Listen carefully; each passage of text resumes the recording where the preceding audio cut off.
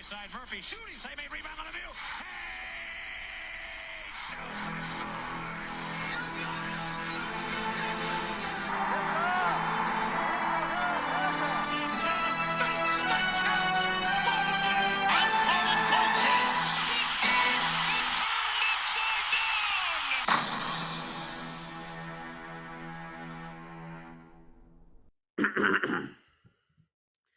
Hey everyone, this is Casey. You are watching the Red Rubber Duck Win All Sports Network. It is finally here. We are finally at the 2024-2025 NFL playoffs. On February 9th, we are going to have a champion crowned in the Caesars Superdome in New Orleans. I think it's going to be a fantastic playoffs because honestly, the NFC's wide open. The AFC, there's going to be a lot of people looking towards Kansas City because they've looked more vulnerable than the last two Kansas City squads. So you're going to be seeing a lot of teams eager to want to take down the two-time defending Super Bowl champions. But let's go ahead and get right into it. Let's go ahead and make some predictions. This is the third time we're doing it on this channel. I cannot wait. So there we go. There is your wild card weekend bracket. And keep in mind, because I've seen this a lot in a lot of prediction videos, because whenever they predict the whole bracket, they don't do the reseeding. The NFL always pits the number one team against the lowest seeded surviving team, while the other two play against each other, obviously. So let's say Buffalo were to beat Denver, then they would be the highest surviving seed. They would host a divisional round. Let's say the Steelers were to somehow beat the Ravens, then the Steelers would be the ones to play Kansas City. And as for the NFC, of course, if Green Bay somehow shocks Philadelphia, then they would be the ones to travel to Detroit. So keep in mind, if you're going to do predictions, do not forget the reseeding. That's why I'm doing it on this free NFL predictor here, which is obviously going to be doing the reseeding. But our first game for wildcard weekend is going to be the Los Angeles Chargers and the Houston Texans. The Chargers are coming off of 3 straight wins, and they put up 34 or more points in all 3 of those games. However, because you got guys like Quentin Johnston, Ladd McConkey, and of course you have the rushing attack of J.K. Dobbins. Those are very good weapons for Justin Herbert to use. And then there's Houston, who is 5th in the league in terms of creating turnovers, and then 7th for third down. And then, of course, they are 14th in points per game. Now, for Houston, they got Nico Collins back. He recently reached 1,000 yards, and then Dalton Schultz has been one of the more reliable weapons for C.J. Stroud, and then, of course, Joe Mixon, another 1,000-yard rusher. But it's going to be difficult to predict, but I'm going to say that it's going to be difficult, but I'm going to say the Los Angeles Chargers are going to go into Houston and win. All right, so next up, the next matchup is, of course, the Pittsburgh Steelers taking on the Baltimore Ravens. It's part 3, and the Steelers, they managed to beat the Ravens in Week 11 in Pittsburgh, 18-16, and then 5 weeks later, ended up beating Baltimore's 34-17. So this is the tiebreaker for this year. See, these two teams are going in opposite directions to end the year. Pittsburgh lost 4 straight. Baltimore won 4 straight. And of course, the Steelers, they need to get their offense in check. Baltimore did lose one piece of the puzzle in Zay Flowers, but they still got some very reliable weapons in Mark Andrews and Isaiah Likely and Rashad Bateman. And then, of course, you can't forget the rushing attack of Derrick Henry. And, of course, you got Lamar Jackson at quarterback. And it's going to depend on whether the offense is going to wake up from their horrific performances these last 4 games. And then, of course, And then, of course, the defense, are they going to be able to contain Jackson and Henry? I don't think it's going to happen. You can go ahead and look at my score for. You can go ahead and check out the preview I did for Steelers and Ravens, but I did pick the Ravens to win that one, as much as I hate to do it, because Pittsburgh has just not been playing that well. But let's go ahead and dive back into the Bills and then the Broncos. Buffalo had a stretch where they had 24 plus points in 10 straight games. And they've also lead the league in least amount of sacks taken. Meanwhile, Denver has relied on their defense a lot. And they are actually lead the league in sacks. So you have the best pass rush taking on the best offensive line. It's going to be a showdown for the ages, I think. Of course, Josh Allen has a whole lot of weapons he could throw to with Amari Cooper, Khalil Shakir, Dalton Kincaid, and Keon Coleman, and of course, Mac Hollins. And Denver has this 1-2 punch of Cortland Sutton and Marvin Mims for Bo Nix to throw the ball to. It's going to be, I don't think it's going to be an easy game for the Bills, but I still think Buffalo has a chance to survive and avoid the second 7-2 upset all time. We now go to the NFC, and let's go ahead and do the Packers and then the Eagles. Of course, Philadelphia 12-2 in their last 14 games, and they've won their last 10 games where Jalen Hurts has been a full participant. And for Green Bay, they did lose Christian Watson. In last week, I think it was. You still got Jaden Reed. You still have Jaden Reed. You still got Romeo Doubs. You got Tucker Kraft. So Jordan Love isn't going to lose any weapons. As for Philadelphia, they got Dallas Goedert back. And, of course, you have Saquon Barkley, who broke the 2,000-yard plateau. And Jalen Hurts has been doing good on the ground as well, with 14 touchdowns on the year on the ground. And Devonta Smith and A.J. Brown have been able to be a 1-2 punch at wide receiver for Hurts to use. I think it's going to be a high-scoring affair, but I think Philadelphia is going to do just enough to move on. Next up, you got the Washington Commanders and at the Tampa Bay Buccaneers. Now, Tampa Bay was able to win the division on the last week of the season. Tampa Bay has won 6 of their last 7, including 24 points in 7 straight games. And Washington has been pretty consistent as of late themselves.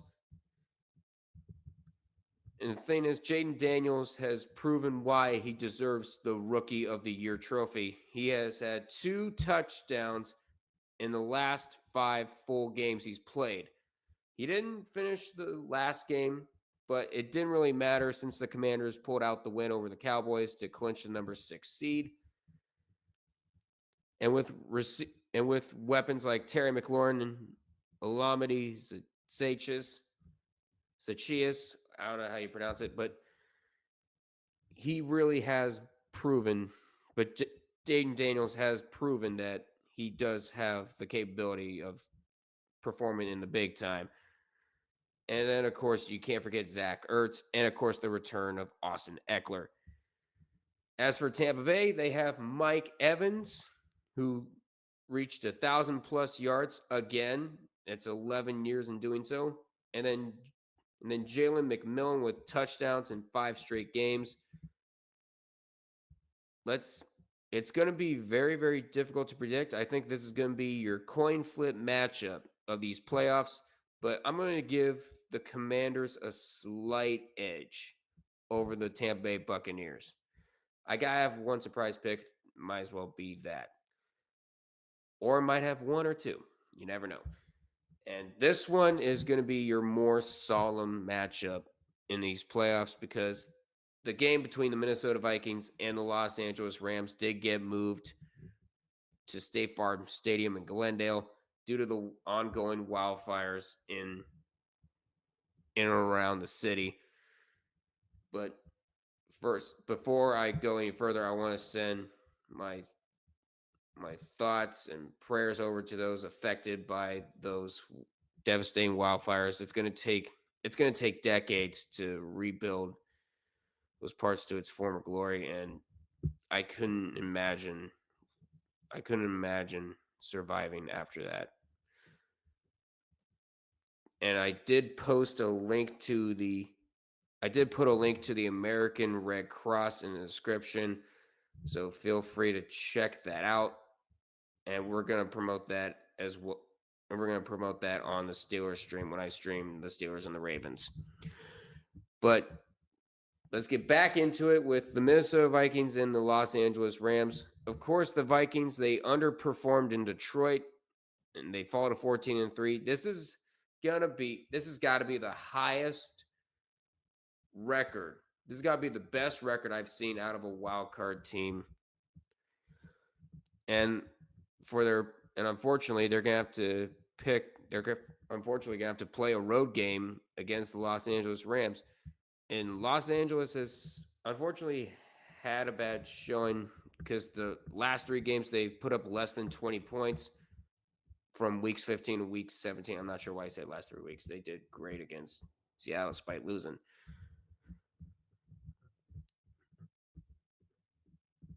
But of course, the Rams, they do have their weapons. You got Kyron Williams, you have Puka Nakua,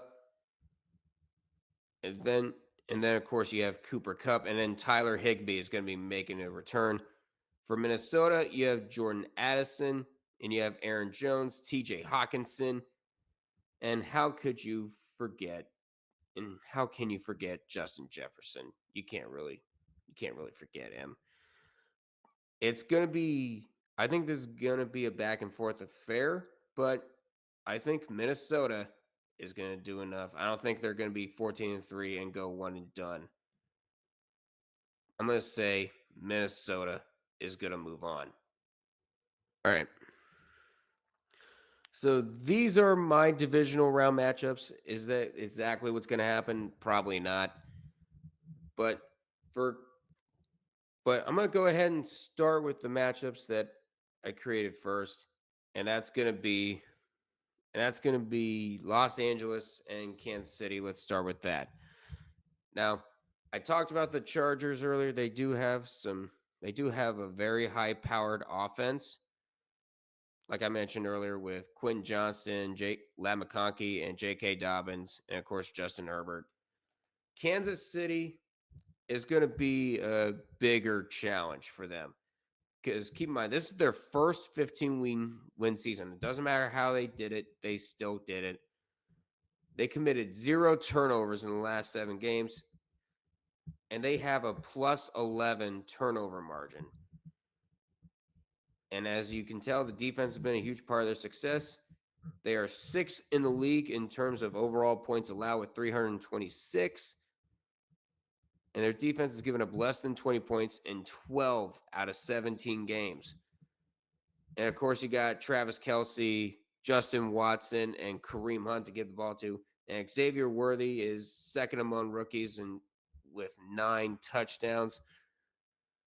It's going to be difficult for the Chargers to do it. Do they have the capability to do it? Absolutely. But I think Kansas City is one of the hotter teams in the league right now.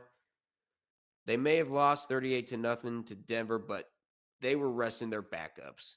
Of course they were going to struggle, and of course the Broncos were going to fight for a playoff spot. Of course Denver was going to be a tough challenge for the Chiefs backups, but the starters are going to be returning.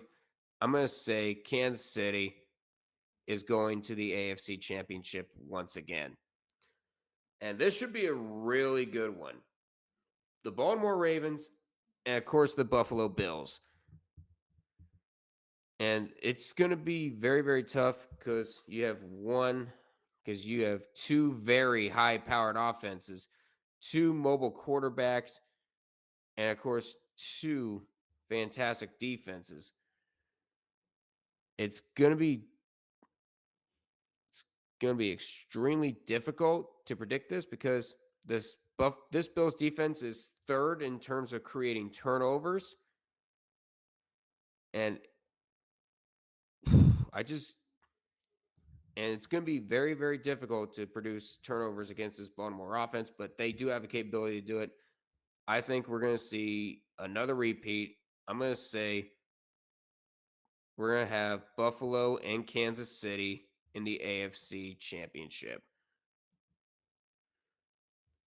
So now let's head on over to the NFC with the Washington Commanders and the Detroit Lions. For Detroit, last year they won their first NFC division crown in 30 years, and now they are back-to-back NFC North champions as well as the regular season champions for this year. And the road to New Orleans is going to run through Detroit, and they could not be any happier. And of course, you got dangerous offensive weapons like Jahmyr Gibbs, who set the franchise record with 20 touchdowns. And Sam Laporta has to be one of the brighter tight ends in the league with 146 catches in his first two seasons. That's the most by any tight end. However, the main concern is going to be the defense because they've been riddled with injuries. Because keep in mind, they lost Aiden Hutchinson early in the season, and they recently lost cornerbacks Terrion Arnold and Pat O'Connor during the last game of the season. But they will have 2 weeks to try to get better. I think they have the capability of stopping this Washington offense. And I'm going to say Jahmyr Gibbs is going to run all over him. And how can you forget Jameson Williams? I think they're going to have a difficult time stopping him as well. I'm going to say Detroit is going to host the conference championship. And now we got Philadelphia and Minnesota. Once again, Minnesota is going to have a very difficult time trying to stop the Philadelphia Eagles because you got Jalen Hurts. You do have Jalen Hurts. You got Saquon. And I think Minnesota is going to have a difficult time trying to stop them. And so I'm going to say it's going to set up a classic. I'm going to say Detroit and Philadelphia. All right, so we're down to our final four. We got Kansas City and we got Buffalo again. And I really think this is Buffalo's best chance. You may think last year was their best chance, but you do have one of the tougher defense. You have one of the tougher offensive lines going up against one of the toughest defensive lines. But I think the offense is going to protect Josh Allen a whole lot more. But I do believe that Kansas City is going to go on a drive with 5 seconds left, get in field goal range, and then steal the win away from Buffalo. I'm going to say Kansas City is going to be one win away from a three-peat. And who will they take on for Philadelphia and Detroit? I want the feel-good bowl. I want Buffalo and Detroit in this one, but knowing how the NFL or the football gods can't let us have anything good,